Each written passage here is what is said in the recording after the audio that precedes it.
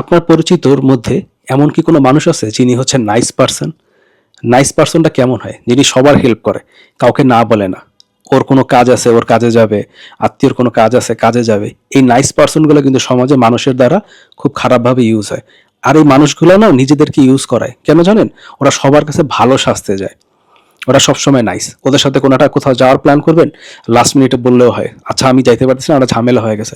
ও বলবে, আচ্ছা দোস্ত কোনো সমস্যা নাই, নেক্সট আবার যাবো, বা নেক্সট টাইম চল আবার প্ল্যান কর, আবার যাবো।